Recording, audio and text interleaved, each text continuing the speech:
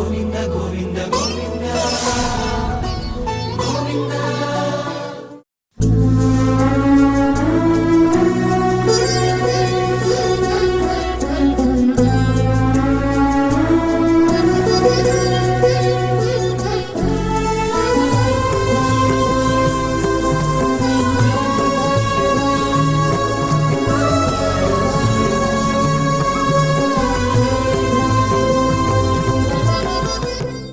ఓం నమో వెంకటేశాయ. అఖిలాండ కోటి బ్రహ్మాండ నాయకుడైన శ్రీ శ్రీనివాస పరబ్రహ్మ యొక్క దివ్యానుగ్రహ విశేషం చేత తిరుమల తిరుపతి దేవస్థానం వారు నిర్వహించే అనేక ధార్మిక కార్యక్రమాల్లో భాగంగా ప్రతిరోజు మనం శ్రీమన్ మహాభారత అంతర్గత అరణ్య పర్వలోని విశేషాలను అందులోనూ కూడా సమీక్షాపూర్వకంగా యథాశక్తి తెలుసుకునే ప్రయత్నం చేస్తున్నాము. ఈనాటి ప్రవచనాన్ని మంగళ పద్యాన్ని పఠిస్తూ ప్రారంభించుకుందాం. నారాయణం నమస్కృత్య నరం చైవ నరోత్తమం దేవీం సరస్వతీం వ్యాసం తతో జయముదీరయేత్. మహత్వాత్ భారవత్వాచ్చ మహాభారతముచ్యతే నిరుక్తమస్య యో వేద సర్వపాపైః ప్రముచ్యతే. శ్రీ గురుభ్యో నమః. హరి ఓం.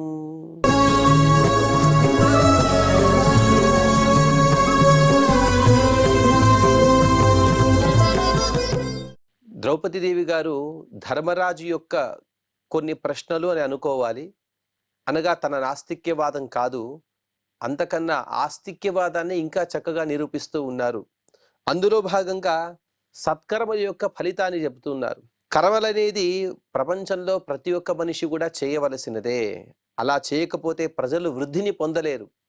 కర్మాధీనం జగత్ సర్వమని ఒక సిద్ధాంతాన్ని తను నిరూపిస్తూ అపిచాప్య ఫలం కర్మ పశ్యామః కుర్వతో జనాన్ నాణ్యథా హ్యపి గచ్చంతి వృత్తిం లోకాః కథంచన. ప్రపంచంలో ఫలాలు లేనటువంటి కర్మలే లేవు. ప్రతి ఒక్క కర్మకు కూడా ఏదో ఒక ఫలితం అనేది ఉండే ఉంటుంది. అది సత్ఫలితమో దుష్ఫలితమో అనేది తర్వాత. అటువంటి ఫలితాలు లేని కర్మలను మనం చూడలేదు. ఒకవేళ కర్మల యొక్క ఫలితం అనేది ప్రస్తుతానికి ఎప్పుడు మనకు కనిపించినప్పటికీ కూడా అది భావి కాలంలో మనకు ఖచ్చితంగా కూడా ఫలాన్ని ఇస్తుంది. అలా కాకుండా కర్మలకు ఫలం అనేది లేదు అనే వాదాన్ని మాత్రం ఎవరూ చేయకూడదు. అది మంచి మంచి మాటలు కావు అని చెబుతూ యశ్చ దిష్టపరో లోకే యశ్చాపి హఠవాదికః ఉభావపి శఠావేతో కర్మబుద్ధి ప్రశిష్యతే. ఇంకొందరు ఉంటారు, మందులతో మంత్రాలతో వారు ప్రయోజనాన్ని సాధించే భావం కలిగిన వారు. ఎటువంటి ప్రయత్నం చేయరు, కేవలం మంత్రాలు మాత్రం చదువుకుంటూ కూర్చుంటాము, తద్వారా మాత్రమే మాకు ఫలితాలు దక్కుతాయని వారు ప్రయత్నాన్ని చేయడం ఆపేస్తారు, కర్మలను చేయడం ఆపేస్తారు. అంటే కర్మజ్యాయో హే కర్మణః అని శ్రీకృష్ణ పరమాత్మ చెప్పిన విధంగా అన్ని సాధనములలో కూడా కర్మ అనేది చాలా ఉత్తమమైనటువంటి సాధనము. ఈ విషయాన్ని కాటకోపనిషత్తు, ఈశోపనిషత్తు ఇత్యాది అనేక ఉపనిషత్తులో కూడా చక్కగా నిరూపణ చేయబడినదే. అంటే కర్మణ జ్ఞానమాతనుతి అని చెప్పిన విధంగా కర్మల ద్వారా శ్రవణ మనన నిధ్యాసనము, తర్వాత అపరోక్ష జ్ఞానము, తద్వారా మోక్షాన్ని పొందవచ్చు. ఇది పారలౌకిక చింతన అయి ఉంటే, ఇహలోకంలో కూడా మనం మన ఉదర పోషణ కోసం, మన కుటుంబ పోషణ కోసం కూడా మనం కర్మలను చేయవలసినదే. నేను కేవలం మంత్రాలనే పఠిస్తాను, ఆ మంత్రాల యొక్క ప్రభావం చేత నేను నా కుటుంబాన్ని నిర్వహిస్తానంటే అది సరైనది కాను అని ద్రౌపది గారు చెబుతున్నారు. అంటే కర్మలు, ఆ కర్మల ద్వారా ఫలితం అనేది ఉంటుంది. అలాగే మంత్రాలకు కూడా ఫలితం అనేది ఉన్నది. మంత్రాలను పఠించి తద్వారా ధనాన్ని పొంది తద్వారా మనం మన కుటుంబాన్ని పోషణ చేయవచ్చు. కానీ ఆ మంత్రాలను పఠించడం కూడా ఒక కర్మయే కదా. ఆ కర్మనైనా ఖచ్చితంగా చెయ్యాలి అనే విషయాన్ని చెబుతున్నారు. అంతేకాని కేవలం మంత్రాలు మందులు తద్వారా ప్రయోజనాన్ని పొంది నేను తద్వారా మాత్రమే నా జీవితాన్ని కొనసాగిస్తానంటే అది కుదరదు. అలాగే కర్మలే లేవు, తర్వాత జన్మ అనేది లేదు. భస్మీభూతస్య దేహస్య పునరుత్థాపనం కుతః అని చెప్పిన విధంగా పరలోకం అనేది లేదు. ఈ లోకంలో ఉండేంత వరకు కూడా సుఖంగా ఉండాలి. అందులోనూ కూడా రుణం కృత్వా ఘృతం పిపే అనే ఒక సిద్ధాంతం. అప్పు చేసైనా సరే పప్పు కూడా తినాలి. అప్పుడు మనం అప్పు చేసి ఇంకొకరిని బాధించి వాడి ద్వారా వాడి ధనాన్ని తీసుకొని మనం చనిపోయినా కూడా పాపం లేదు అనే ఒక సిద్ధాంతాన్ని వారు చెబుతారు. ఆ సిద్ధాంతం కూడా సరికాదు. అంటే ఇక్కడ చెప్పినటువంటి రెండు వాక్యాలు, ఒకటి కర్మలు చేయకుండా ఉండుట, ఇంకొకటి కర్మ సిద్ధాంతాన్ని ఒప్పుకోకుండా ఉండుకుట. ఈ రెండు కూడా శఠబుద్ధులే. వీరిద్దరూ కూడా మూర్ఖులే. అనగా ఇటువంటి సిద్ధాంతాన్ని ప్రతిపాదించే వారందరూ కూడా మూర్ఖులే.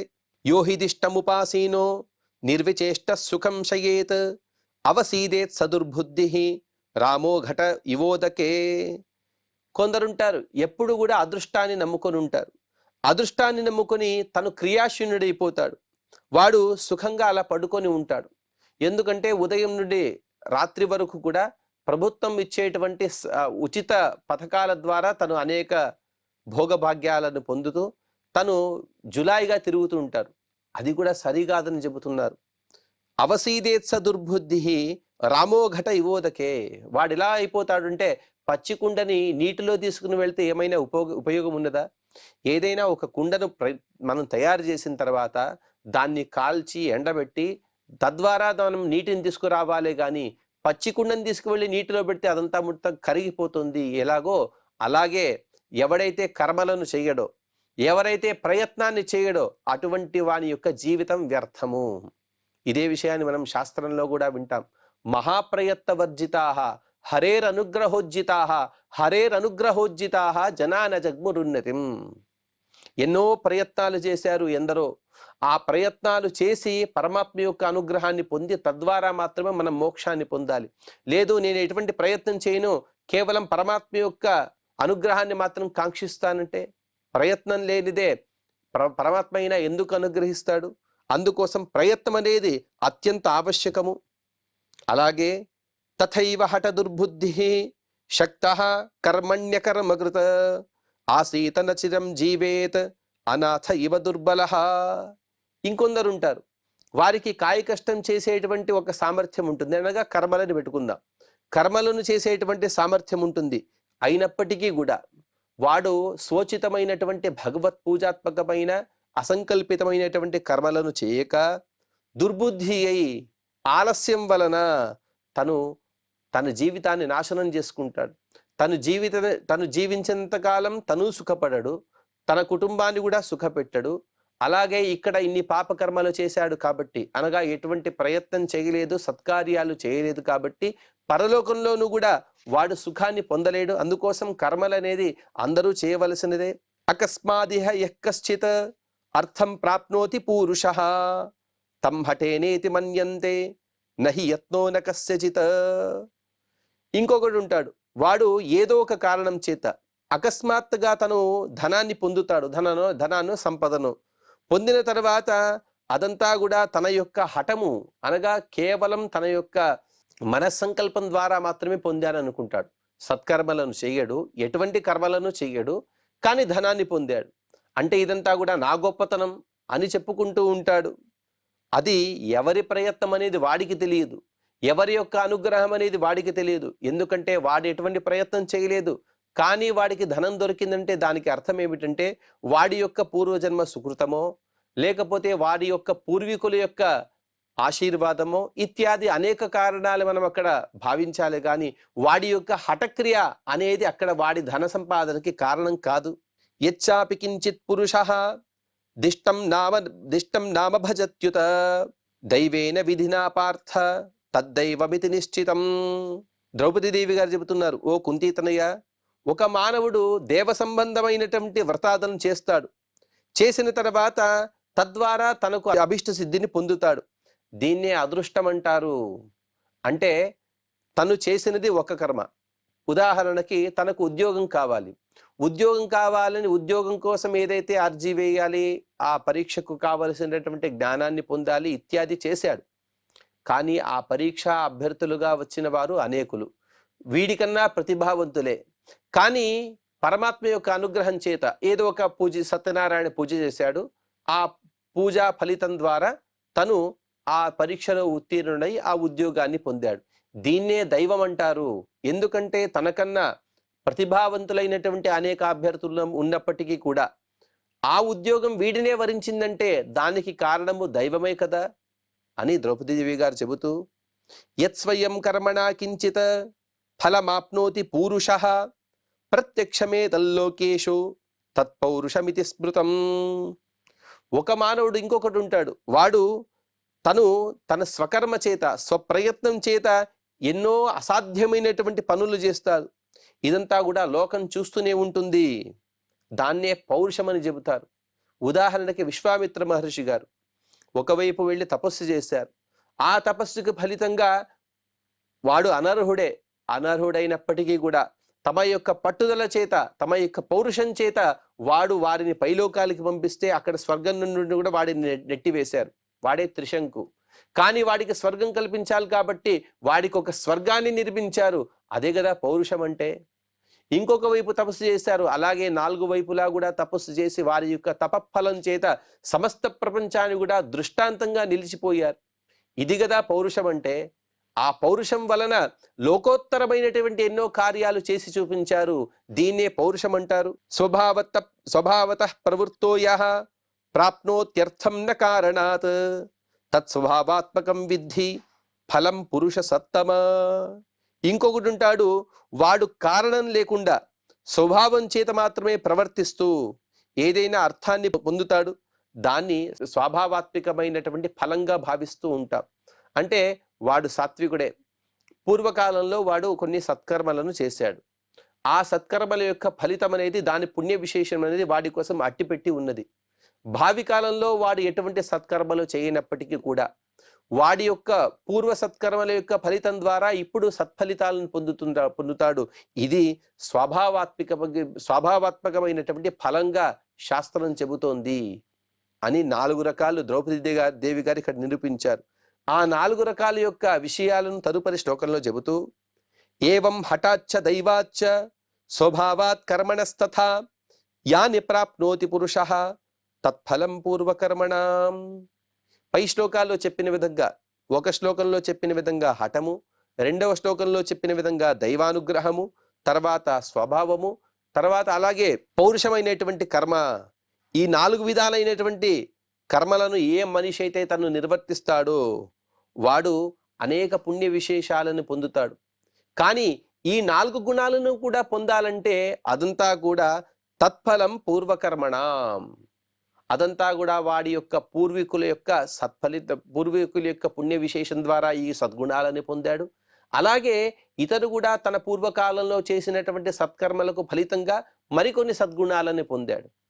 అంటే పరమాత్మ మన పైన ఎంత అనుగ్రహిస్తాడంటే, మనం ఏదైనా ఒక సత్కర్మను చేస్తే తద్వారా మరొక సత్కర్మను ద్వారా చేయించి, 1వ సత్కర్మ ద్వారా కొంత ఫలము, 2వ సత్కర్మ ద్వారా మరొక ఫలము, ఈ విధంగా 1వ 2వ సత్కర్మ ద్వారా మరొక సత్కర్మను చేయిస్తాడు పరమాత్మ. అది 3వ సత్కర్మ. ఈ విధంగా మన యొక్క కర్మ ఫలితాన్ని పరమాత్మ అనంతం చేస్తూ వెళ్తాడు. ఆ అనంతం చేసినటువంటి ఫలితాన్ని మనం క్షణక్షణం కూడా అనుభవిస్తూనే ఉంటాం. ఎంతో హాయిగా చల్లగా ఉంటాం. ప్రపంచమంతా కూడా వేడెక్కిపోతుంది. ప్రపంచంలో ఎంతో కష్టపడుతూ ఉంటారు. కొందరికి తినడానికి తిండి లేదు, తాగడానికి చక్కటి నీరు లేదు, ఉండటానికి వసతులు లేవు, కట్టుకోవడానికి బట్టలు లేవు. కానీ పరమాత్మ మనకు అన్ని కూడా ఇచ్చాడంటే మనం చేసినటువంటి అనంతానంత కర్మల యొక్క సత్ఫలితాన్ని పరమాత్మ ఈ విధంగా మనకు దాన్ని అనంతం చేసి మనకి ఇస్తున్నాడు. మనం చేసినటువంటి కర్మలు కొన్నియే, కానీ ఆ కర్మలకు ఫలితాన్ని పరమాత్మ అనంతంగా ఇస్తున్నాడు. ఎలాగంటే ఉదాహరణకి కేవలం పరమాత్మ దగ్గర మనం ఒక దీపాన్ని వెలిగించాం. ఆ దీపం వలన ఎంత పుణ్యం ఉంటుందండి. ఆ దీపం ఎన్ని నిమిషాలైతే పరమాత్మ ముందు అది వెలుగుతూ ఉంటుందో, అంటే చక్కటి నేతి దీపమో లేకపోతే నువ్వుల నెయ్యి దీపమో, దాన్ని వెలిగిస్తే అది ఎన్ని నిమిషాలైతే పరమాత్మ ముందు వెలుగుతుందో అన్ని వేల సంవత్సరాల వరకు కూడా మనం సుఖంగా ఉంటాం. అన్ని వేల సంవత్సరాలలో మనం చేసినటువంటి పాపాలని కూడా నశించిపోతాయి.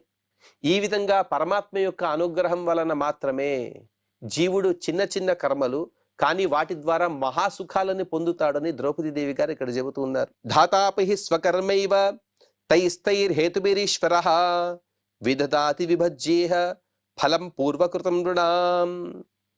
సృష్టికర్త ఆ పరమాత్మయే, అతన్నే ధాత అని పిలుస్తారు. ఆ పరమాత్మ కూడా ఆయా కారణాల చేత వెనుకటి కర్మల యొక్క ఫలితాన్నే నరులకు పంచుతూ ఉంటాడు. ఏ కర్మ అయినా సరే ఆ కర్మ అప్పటికే ఫలితాన్ని ఇవ్వనప్పటికీ కూడా భావి కాలంలో అది ఫలాన్ని ఇస్తుంది. అందుకోసమే చెబుతారు పెద్దలందరూ కూడా, కర్మ చేసిన వెంటనే దాని ఫలాన్ని వెంటనే ఆశించవద్దు. ఎందుకంటే ఆ కర్మకు ఎటువంటి ఫలం ఎప్పుడు ఇవ్వాలని మనకు తెలియదు, కానీ పరమాత్మకు తెలుసు. కాబట్టి పరమాత్మ ఆయా కాలంలో మనకి వాటిని అందిస్తాడు.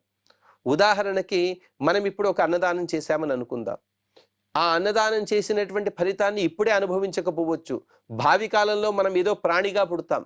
ఏదో ప్రాణిగా పుట్టిన సందర్భంలో ఉన్నట్టుండి మనకు ఆహారం అలా వస్తుందంటే దానికి కారణం ఏమంటే ఇప్పుడు అన్నదానం చేసినటువంటి ఫలితం.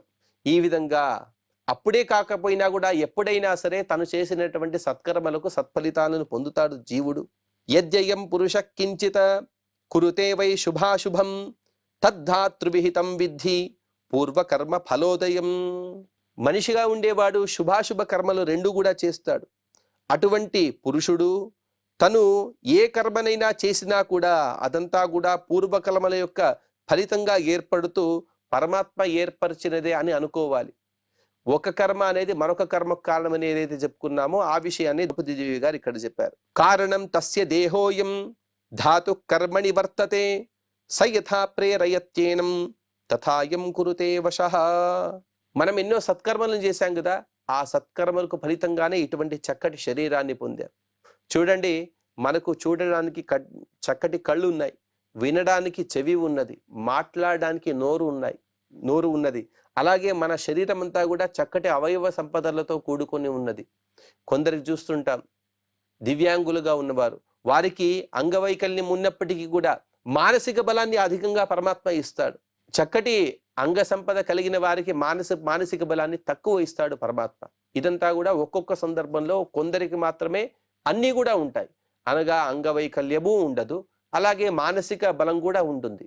ఇదంతా కూడా ఎందుకు ఉంటే దానికి మన సత్కర్మలే దానికి కారణము.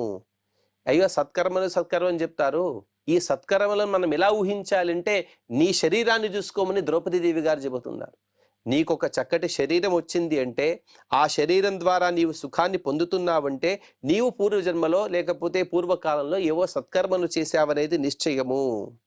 ఆ విధంగా ఆ విధి మనం తను ఎటు తిప్పితే మనం కూడా ఆ విధి వశులై మనం కూడా అటు తిరుగుతూ ఉంటాం. ఆ విధి ఉన్నట్టుండి మనం మనిషిగా పుట్టిస్తుంది, ఇంకొకసారి మనల్ని ప్రాణులుగా చేస్తుంది, ఇంకొకసారి పశుపక్ష్యాదులుగా మనం పుడతాము. ఈ విధంగా విధి యొక్క లీలలో, విధి యొక్క ప్రవాహంలో మనం కూడా చిక్కుకొని ఆ విధి వశులై మనం కూడా పలు జన్మలు పొందుతాము. ఆ పలు జన్మలో కూడా మన యొక్క కర్మలకు అనుగుణంగా సుఖ దుఃఖాలను పొందుతాము. ఇదంతా కూడా విధి యొక్క నాటకము. తేషు తేషు హి కృత్యేషు వినియోక్తా మహేశ్వరః సర్వభూతాని కౌంతేయ కారయత్యవశానపి. మనిషి ఎప్పుడు కూడా నేను చేశాను అని మనం వ్యవహరిస్తూ ఉంటాం. ఆ విషయాన్ని ఇక్కడ ద్రౌపదీదేవి గారు ఉటంకిస్తూ ఉన్నారు. అంటే ప్రతి సందర్భంలో కూడా నేను ఏదీ చేయలేదు అనే ప్రతీతి మనకు రావాలి. ఎందుకంటే మనం ఏమీ చేయలేము కాబట్టి. ఉదాహరణకి మనం ఏదైనా ఒక బీజాన్ని మనం పొలంలో విత్తామంటే అది ఫలాన్ని ఇస్తుందంటే దానికి కారణం మనం చెప్పుకుంటూ ఉంటాం. ఎందుకంటే నేనే బీజాన్ని వేశాను, దానికి కావలసిన ఎరువులు వేశాను, నీటిని వేశాను, కాబట్టి ఫలం వచ్చింది. ఆ భూమిలో వెళ్ళి ఆ ఎరువంతా కూడా చక్కగా అందేట్టుగా మనం చేశామా? మనం చేయలేదు కదా. ఆ ఎరువుని మనం తయారు చేశామా? అది లేదు కదా. బీజం కూడా మన చేతిలో వచ్చిందా? అనగా మనం తయారు చేశామా బీజాన్ని కూడా? కాదు కదా. ఈ విధంగా ప్రతి ఒక్క పదార్థాలు, అనేక పదార్థాలలో ఉండేటువంటి శక్తులు ఇవన్నీ కూడా పరమాత్మ యొక్క అధీనం. అందుకోసమే స్పష్టంగా చెబుతారు, కారయత్యవశానపి, తన వశంలో లేదు. కానీ కూడా జీవుడు ఏం భావిస్తాడంటే ఇది నాది, ఇది నేను చేశాను అని భావిస్తూ ఉంటాడు. అందుకోసమే శాస్త్రంలో చెబుతారు, స్వతంత్రం అస్వతంత్రం చ ద్వివిధం తత్వమిష్యతే స్వతంత్రో భగవాన్ విష్ణు. ఆ పరమాత్మ యొక్క స్వాతంత్ర్యాన్ని ఎప్పుడు కూడా మనం తలుస్తూ ఉండాలి. ఆ విధంగా తలుస్తూ ఉంటే మనకు ఎత్కించిత్తైనా పరమాత్మ అనుగ్రహం ద్వారా దత్త స్వాతంత్రం అనేది కలుగుతుంది. ఆ పరమాత్మ ఎత్కించు కొన్ని వస్తువులకైనా మనకు అధిపతినిగా చేస్తాడు. అంటే అతను అధిపతిగా చేస్తాడు, మనకు సంపదలిస్తాడు అనే ఒక భావనతో అతన్ని స్వాతంత్ర్యాన్ని భావించడం కాదు. కానీ వాస్తవం అదే కదా ఉండేది. ప్రపంచంలో ఏది కూడా ఆ పరమాత్మ యొక్క అనుగ్రహం లేకుండా తేన వినా తృణమపి నచలది. ఆ పరమాత్మ యొక్క అనుగ్రహం లేనే ఒక గడ్డిపోచ కూడా కదలరన్న తర్వాత నేను చేశాను అనే అహంకారం ఎందుకయ్యా? ఆ అహంకారం వలన ఎటువంటి ఉపయోగం లేదు అని ద్రౌపదీదేవి గారు చెబుతూ, మనసార్థాన్ వినిశ్చిత్య పశ్చాత్ ప్రాప్నోతి కర్మణ బుద్ధిపూర్వం స్వయం వీర పురుష తత్ర కారణం. ముందుగా మనం మనసుతో అర్థాలను నిర్ణయించుకోవాలి. తద్వారా జీవుడు కర్మల ద్వారా ఫలితాన్ని పొందుతాడు. ఇదంతా కూడా బుద్ధిపూర్వకంగా చేస్తాడు. అక్కడ పురుషుడనేవాడే ముఖ్యము. పురుషుడనగా పరమాత్మ. ఆ పరమాత్మ యొక్క ఇచ్ఛ, ఈ పరమాత్మ యొక్క ఇచ్ఛ లేనిదే ఏది కూడా జరగదు అనే విషయాన్ని చెబుతున్నారు. స్వాభావికంగా వైదిక మతాలన్నీ కూడా ఈ విషయాన్ని ఒప్పుకుంటాయి. ఈశ్వరేచ్ఛ అనేది ప్రతి ఒక్క దానికి కూడా కారణం. ప్రపంచంలో ఒక చీమ చిటుకుమన్నా కూడా, ఒక పరమాణువు కదలాలన్నా కూడా పరమాత్మ యొక్క ఇచ్ఛ ఉండాలనేది అన్ని వైదిక మతాల వారు చెప్పేదే. ఆ విషయాన్ని ద్రౌపదీదేవి గారు ఇక్కడ చెబుతూ ఉన్నారు. అలాగే సంఖ్యాతుం నైవ శక్యాని కర్మాణి పురుషర్షభ అగార నగరాణం హి సిద్ధి పురుష హైతుకి. ఓ ఉత్తమ పురుష, ఓ ధర్మరాజా, ప్రతి ఒక్క జీవుని యొక్క కర్మలు ఎన్నో తెలుసా? వాటిని మనం లెక్క పెట్టేది సాధ్యం లేదు. ఇదంతా కూడా ధర్మరాజు గారికి తెలియని విషయాలు కావు. కానీ తాను చెప్పినది నాస్తికవాదం కాదు అనే విషయాన్ని ద్రౌపదీదేవి గారు ఇక్కడ దృఢంగా నిరూపిస్తూ ఉన్నారు. నాది నాస్తికవాదం కాదు, నేను కూడా ఆస్తికవాదాన్ని చెబుతున్నాను విను. జీవుడు తన కర్మకు వశుడై ఫలితాన్ని పొందుతాడు. జీవుని యొక్క కర్మలు ఎన్ని అనేది ఇక్కడ ప్రశ్న. దానికి ద్రౌపదీదేవి గారు సమాధానం చెబుతూ, సంఖ్యాతున్నైవ శక్యాని కర్మాణి పురుషర్షభ. ఒక్క జీవుని యొక్క కర్మలను మనం లెక్కించలేము. అన్ని కర్మలను చేసుంటాడు జీవుడు. కానీ విచిత్రం ఏమిటంటే, ఎప్పుడైనా అపరోక్ష జ్ఞానం అయిపోయిందనుకోండి, ఆ కర్మల యొక్క ఫలితాన్ని కూడా పరమాత్మ మొత్తం భస్మీపటలం చేస్తాడు. తను చేసినటువంటి మహాసత్కర్మలు, అలాగే మహా దుష్కర్మలు, వాటికి మాత్రం ఫలితాన్ని ఇహలోకంలో కొన్ని, అలాగే మోక్షం యొక్క ఆనందహ్రాసం ద్వారా కూడా కొన్ని అనుభవించవలసినదే.